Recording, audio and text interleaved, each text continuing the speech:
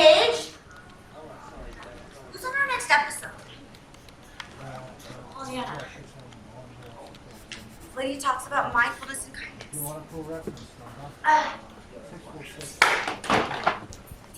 I'm gonna go make myself a sandwich.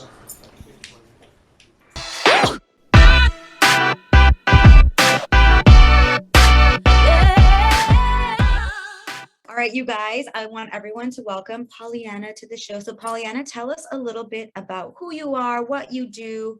Give us the lowdown. I'm a mother, which is my most important title. I have a 12 and 14-year-old, and they're the coolest kids on earth. I'll just start with that. Girls? I'm sorry? Boys or girls? A 14-year-old son and a 12-year-old daughter. He plays football. She's a cheerleader. It's all good. Lots of crazy schedules. So that's my most important title, and I love it. And I take pleasure in all of it, the good, bad, and the ugly. And then during the day, I play an attorney. I know, and it's real, and it's really stressful. But when I get good results from my clients, I love it. It's so rewarding. And so I am a litigation attorney, which means I go to court and I fight and I kick and I scream to get the best results for my clients. And usually I do it. And then now I am transitioning into helping other young working moms do it all with balance and joy. Oh my God, I love you. You do a lot of mindfulness. And how did that come about for you? Because I had a very stressful experience when I became a working mom. I didn't want to have a nanny. No dig against nannies. They're great. And some people would die without them. But when I had kids, I was like, you know what? I'm having kids. I want to raise them. I want to be there. I want to be a part of their lives. But I'd never realized how difficult it was going to be and how challenging it was going to be. And then fun fact, in the midst of it, I became a single mom. So that was really fun. And I figured it all out, and it sucked. And then I got really sick. And nobody could figure out what was wrong with me. And a top specialist told me that he thought I was allergic to horse, which was very interesting because I wasn't around horses. Yeah. I was around a lot of jackasses, but not horses. So I was like, okay, the horse thing made no sense. Yeah. And then I realized that I was just really stressed out. And so have you been cultivating mindfulness the full 14 years, or what triggered it for you? No. I think speaking and being in front of people is like a very natural experience for me. I have emceed my kids' school event and other functions. Like, I'm very comfortable with the microphone. I probably am too comfortable, but I started seeing a lot of women that were going through some of the same struggles that I was. And I didn't see of somebody who was actually still in it. There's these women who are like, oh, I'm this psychotherapist. I'm this coach. I can give you all the tools. I'm like, no, I'm going through it like right now. Yeah. And it sucks, but if you change your mindset, correct, you can do it. And so I've now started speaking to women entrepreneurs, women lawyers. I've done some mental health summits that have been great. And I also speak on shame and guilt. So you can add that to my Brene Brown. Do you know who Brene? I'm sure you know who Brene Brown. Of course, yeah. So she's like my shame and guilt guru, because I think a lot of women struggle with that immensely. But with that said, I've spoken on 2 mental health summits for women and about shame and guilt too. And I'm not a clinician. I'm not a therapist. No medical background. In my experience and in what I perceive, I think all of it is internal. Like, we impose definitions of shame, like we impose definitions of shame and guilt upon ourselves, and then that impacts us, and then we get more stressed out. So then we move on divergent paths because we feel shame and guilt. But do you think that societal construct is what actually starts pushing that subconsciously into our minds, where we do push that shame and guilt onto ourselves? Because I 100% agree with you, but I also think the ways like society is, like, because it's very male dominated. This is just my take on it. And again, I'm not a clinician. No, and I think there's a lot of truth to the statement that you just made. But if you don't allow that in, yes, then you're not dealing with it. So I speak about how I think shame is an external thing. What do people think of the choices I'm making? How do people judge me based on the choices? So in my mind, shame is external. whereas guilt is internal. Like I used to feel Yes. guilty taking long showers because I'm like, I need to go and be with the kids. I Yes. would get out of the shower and be like, did I use shampoo? Like Yes. total legit. Did I brush my teeth this morning? Because I was so worried about lunches and snacks and uniforms and backpacks and all this stuff. That was guilt. That was only, nobody knew if I brushed my teeth or not. Well, I hope they didn't, because I hope I didn't have to. You're up in that, you know, like, but like shame was, I'm a bad mom because people look at me because I'm staying at work until 5:30 and my kids have to be at daycare. Yeah. That was, what do people think of me working until 5:30? Yeah. I was okay that I had to work until 5:30 because I have to pay the bills. Yeah. So the shame for me, in my experience, was what do people think of the decisions I'm making and the choices I'm making? It wasn't how I felt, because shame was running out of my house wanting to cry because I couldn't handle it anymore. And what are my neighbors going to think? Yeah. Pollyanna has 2 little babies at home, and here she is walking the block. And it's, you know what, neighbor, if I don't walk the block, I'm going to lose my mind right now. Let me do what I need to do. No, that was shame. That wasn't guilt, because I would feel good if I did that. Wait, you'd feel good if you would feel good if you walked. I would feel good about myself if I just left the house for 3 minutes, walked around the block and came back centered. But my neighbor would look at me and be like, what are you doing? Why are you walking out of the house with 2 babies? Right. That's what I mean. Like shame was external for me. What do people think?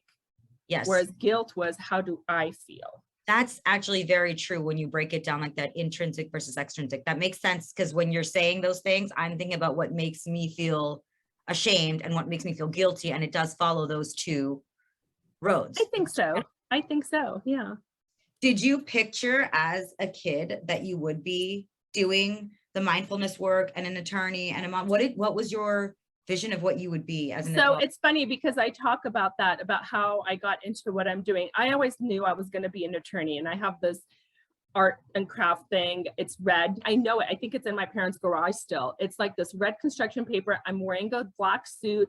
I have bangs because it was the 80s and everybody had bangs. Yeah. I'm wearing like the world's largest pearl necklace. It's like choking me. And I'm holding a briefcase. And my little sing-song rhymey poem was, I was either going to be a lawyer or a movie star. Yes. So lawyer and movie star when I was like in 3rd grade rhymed. So just let go of that. Movie star didn't happen so much. The lawyer thing happened. And I always felt like if there's 2 sides to the story, I could do a better job of convincing somebody to believe my side is more merit worthy and valuable. Mm-hmm. So that's how that happened.